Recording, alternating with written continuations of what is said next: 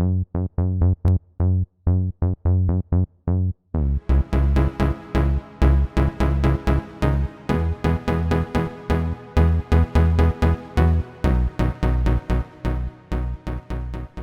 to Module 18 of a course called Coding for Crosswords. For more information on the complete course, see the links below. Well, this is it. This is the last module of the basic section. We have one thing to do, which is important, which is to remove duplicates from our crosswords. So we're generating crosswords now for the complete puzzle that we give the program, but it's finding duplicate words, which is a no-no in the crossword world. So let me show you what I mean with a small example. Let's go to the window where we show the dog cat that we've been working on this entire course. Let's save that to dog cat, and let's move test to test.dog cat, and let's do a new one where we just do 3 letters, and we can put 3 lines, a 3x3 grid. And let's put the letter Z up in the corner. Let's see if that will work. Okay, let's give that a try. We're going to just run the same program that we had before. And if you want information on that, please see the previous modules. We're going to compile it, and then we're going to add this extra command now to compile it optimized, because now we need that because it's a big enough program in terms of the compute that it performs. And we're going to run it. And here you go. Now let's run that into, on Linux I can do this for more so you can see it line by line. It'll stop after every page prints. So here we go. Here's the original grid, and then here it found a first solution. It's going to be zip, its, and PST. But notice that it uses the word zip, the cross, and it uses the word zip down. Now that is something that's not allowed in conventional crossword puzzles, and plus you just don't want, this puzzle is actually symmetric entirely. It's PST this way, PST that way. So we have to write something to prevent that. And what is that going to be? Well, we have to go back a little bit to theory here. Remember, we used this thing called an unordered map. An unordered map takes a set of strings and it converts them into a hash function, and then it associates them with some other object. There's something even simpler called an unordered set, which doesn't even associate the map. It just does the hash map part of that to record whether something exists or not.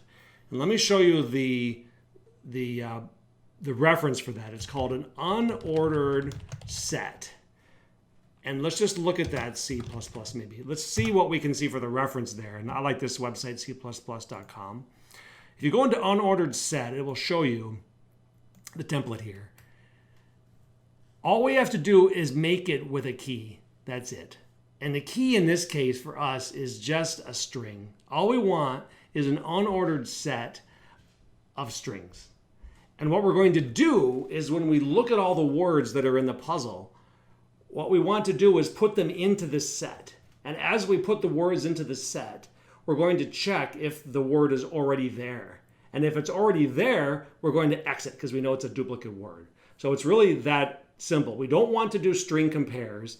You know, you could write this routine. That'd be an order n squared function. If you took every string that's in the puzzle and compared it with every other string and checked for matches, that would work functionally, but it would be order n squared. It'd be very slow. If you had 100 words, it would take you 10,000 comparison operations to find if there was a duplicate.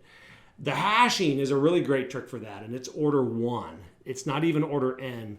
Well, let me see. If you're doing a hash lookup for every word, I guess it is order n, but it's not n squared. N squared is really a killer algorithm. So how do we do that? Let's kind of creep up on that slowly. Let me open up the file where we were and look how many lines we have now. So I was about right. I thought this whole file would be somewhere between 500 and 1,000 lines, and we did this whole project in under 500 lines. So I'm quite pleased with how dense the code is for what this code is doing. It's really quite a lot of computation that's packed into a pretty small amount of code that now I hope you understand, every line of it. But let's go to the bottom of this file, to the main, and let's just do something.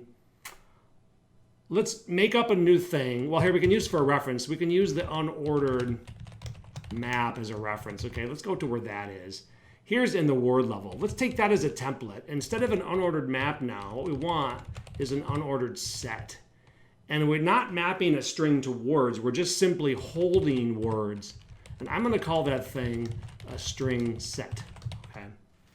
And we can put it a little higher. It's kind of a very basic thing. So it kind of belongs, it belongs way up high up here with just some other general utilities, I think. Maybe below, maybe this is really general, so it can belong in here. Just in terms of ordering the file, usually people will put in a file very simple things at the top, and then you kind of work towards more complicated things at the bottom.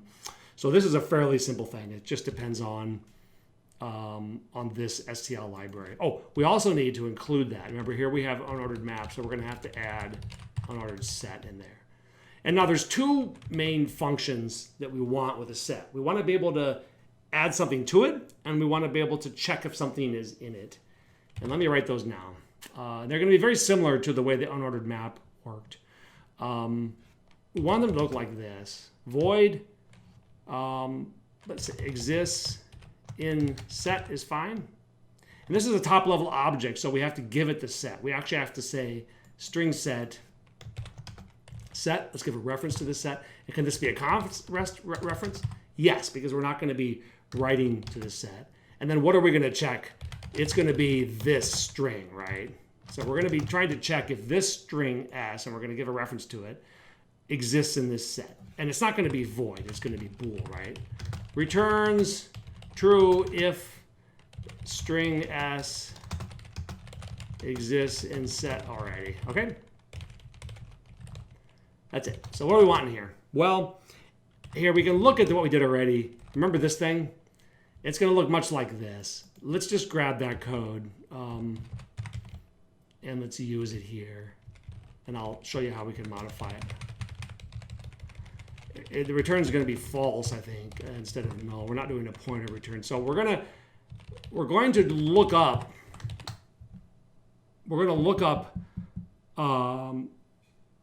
the string as in the set, and it's going to give us back this iterator. And remember, the STL iterators in C++ are a little bit tricky. They're a little complicated. So it's kind of nice to use this auto keyword that hides the whole need for doing a declaration there. It just sort of says whatever this thing returns, make IT the correct type to catch that result. And we know that for an iterator, there's this special magic thing. It's not going to be word map end anymore. It's going to be set end. That means this means that I didn't find anything. So not equals means it did find something. So what we can do here is just basically say return true.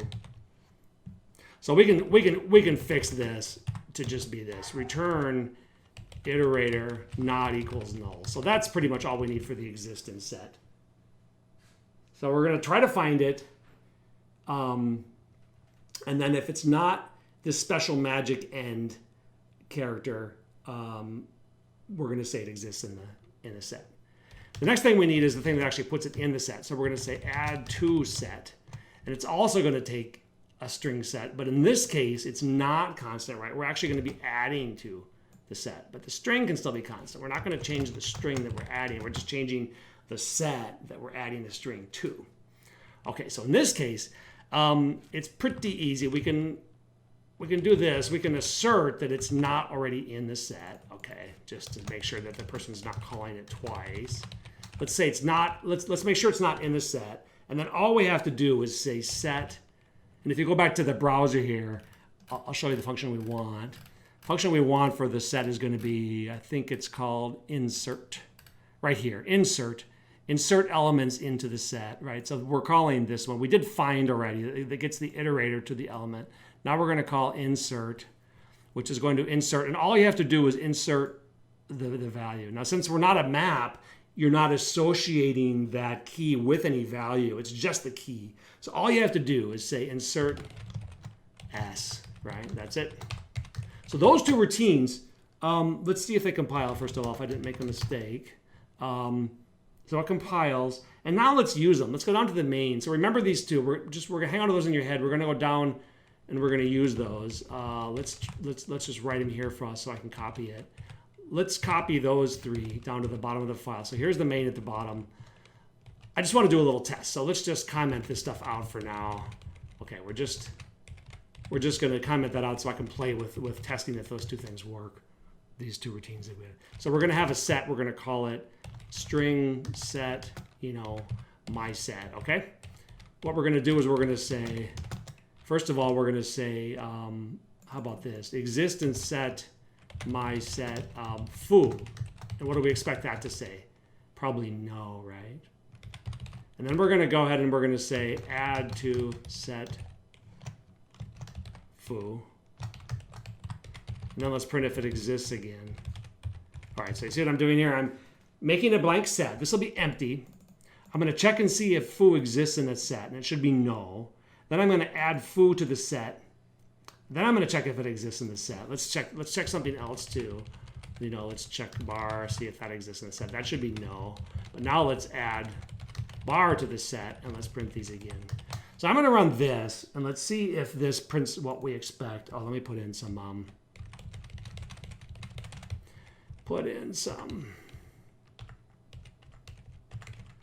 line feeds there.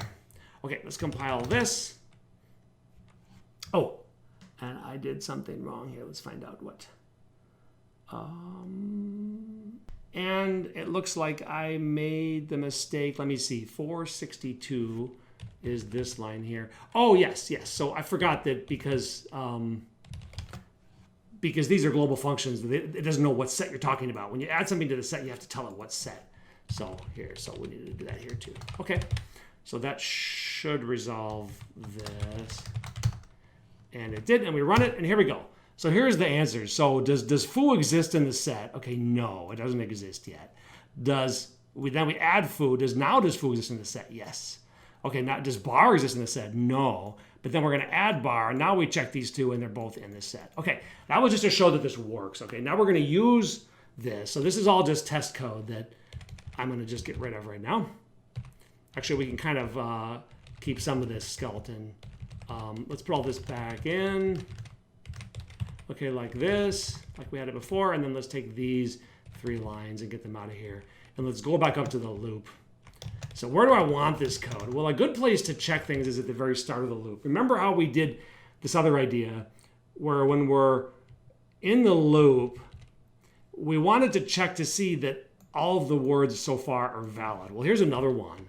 It's another type of check like this. Need to check that all words are unique. No duplicates allowed, okay? So what we want here is something with these 3 functions, and we're gonna go through again. We could combine this. That code could be combined with the stuff up here, but just to keep it simple, I'll put it down here. Okay, we're gonna want a set. Let's just call it set. And for every slot that we come in, we're going to say what? And this is a good challenge for you. Kind of use these routines that I've kind of got the skeletons of right here. Here's set. We don't want foo anymore. That was just my thing. So something has to go in here. Something has to go in here. We have to call these a little differently. We're going to want some kind of if check, right? I'm giving you kind of a little bit of a hint of what we want in here. If we want a duplicate, if it finds a duplicate, we want this to do something like this, right, where it just returns. So if you're back and you tried that, here's what it is. Basically, if the word remember is what? Just like up here, the word is the slot pattern. So the word pattern, and if that isn't clear, go back to the previous lecture and we talk more about that. If the pattern already exists in the set, then it's a duplicate. And in fact, we could kind of print that. We kind of were printing that kind of stuff out before. Abort. I won't bother printing that because I think we know how it works. And we're going to return right there. Otherwise, we're going to add to the set what? Well, S pattern.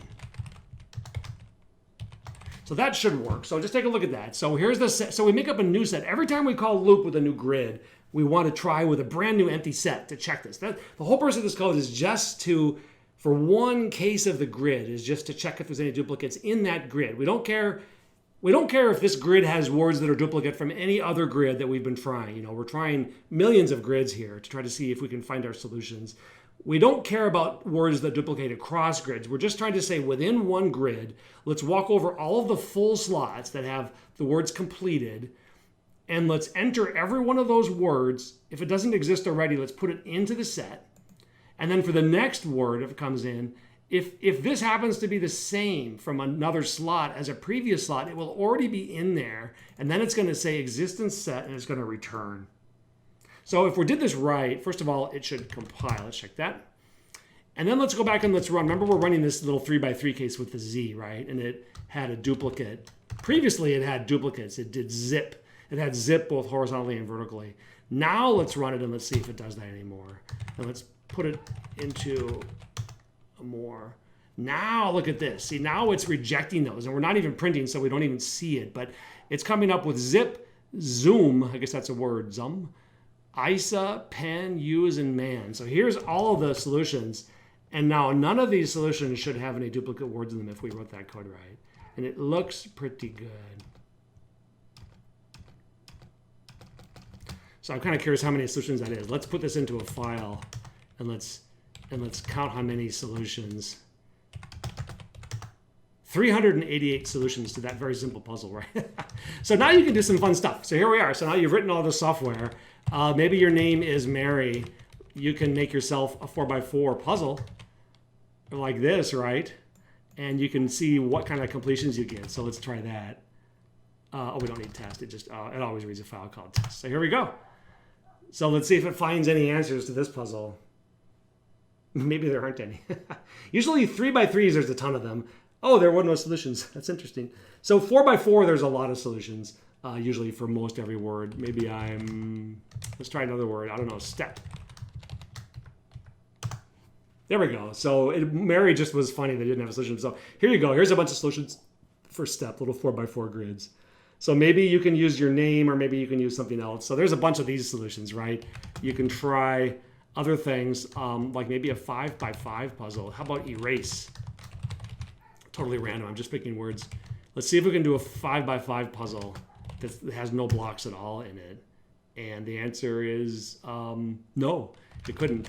But you can also do more interesting things, like let's copy that original dog cat one, and let's switch it around. Let's make it cat and dog. Cats are tired of being at the bottom. They want to be on top. Let's run this now, and let's see what we get. And here it's going to find a whole bunch of solutions to different puzzles that have the cat and the dog switched. And there's a bunch of these. I think even more than the dog on top puzzles. Look, psychic, talent, tonight, estates. Those are quite interesting, right? You can also try puzzles that have, I'll stop this. Let's also try some puzzles that maybe have a different pattern. Maybe you've got some design over here. Now these are we haven't guaranteed symmetry in our program, but crossword puzzles in general are symmetric. So we can do something more like this. Cat. Oh, I did dot instead of dog. That was my mistake. Cat and dog. Let's try this for fun. This will have to generate a lot more spans. Instead of 14 spans, now there's going to be 1, 2, 3, 4, 5, 6, 7, 8, 9, 10, 11 horizontal spans. And I think it's symmetric, so 11. So this would be 22 spans instead of 14. So let's try how it does there. And let's see if it can generate any solutions. And what you can do also for bigger puzzles is you can print out, here we go, we're getting a bunch. You know, Norfolk, Phantom, Idle Dog, that's kind of a fun little puzzle. So now you have yourself a general crossword puzzle solver. But if you try to run this on 15 by 15 crossword puzzles, I hate to tell you, but it's going to die. So that's what the whole advanced module is about in this course, the advanced half of the course. There are probably half a dozen tricks that you'll need to use if you're going to write programs that are going to exhaustively search the space, because the number of solutions grows to something like 100 billion. That's typical for a 15 by 15 crossword puzzle. So to analyze all those solutions, it's something like 10 to the 34th. So it's something like 16 to 50 billion possible answers that you have to look at. And that will run for days and days and days on most computers. So you have to use some tricks, and that's what I like to talk about in the second half of the course, and they're pretty interesting. I'm not going to walk through them line by line in the code like I did in this course, but it'll give you an idea of kind of some of the thinking, and that's when you get into the interesting thinking, like how do you do this faster? So I'll give you some hints. One of them is the selection of the slot that you pick. Remember in our code, if you go back to our code, this is still just generating all kinds of solutions here. Climate, that's kind of a fun one. You could do a climate puzzle. If you go back to our code here, the really key part that we just kind of did something cheesy with is this one right here, this partial slots 0. We end up with usually a large selection of partial slots. Like if you do a 15 by 15 crossword puzzle, you're going to end up with, probably 30, something like 30 partial slots out of 70 to play with. You can pick any one of those. And if you pick at random, you're going to end up with huge permutations, and you're going to get those billions and billions of solutions. If you pick more carefully, you're going to hone in on the dead ends much faster, and you're going to be able to terminate this large exhaustive search much more effectively. So picking which slot to work on ends up being one of the key decisions. So here we go. If you go back to this window, we are just generating all kinds of puzzles for this cat and dog, nervous, teenage. So you can see there's lots of room for all kinds of fun cluing. Now the next part to this is to take this crossword puzzle that's been designed now, it's been constructed, and to turn it into one of the file formats that you can load online.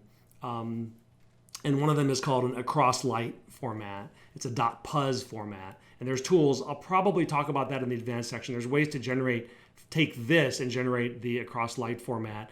And then you can put the actual clues in. Like you could say, how are we going to clue newborn? You can clue Israeli, resident of Haifa. It's really fun to write the clues for your Niagara. These are actually kind of fun words. Even in this small library, there's a lot of fun words to clue in here if you're going to make crossword puzzles just for your family or friends.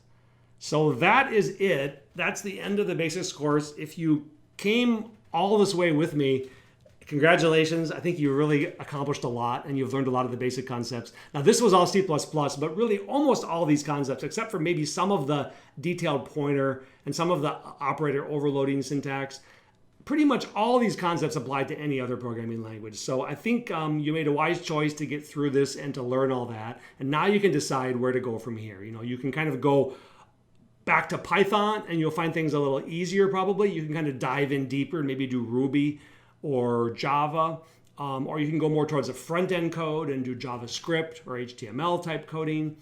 So there's lots of ways to go once you have this basic knowledge of data structures and computer languages. So thank you for accompanying me on this journey, and I hope you found it useful. And stay tuned for the advanced sections. I'll film those separately after I publish this course.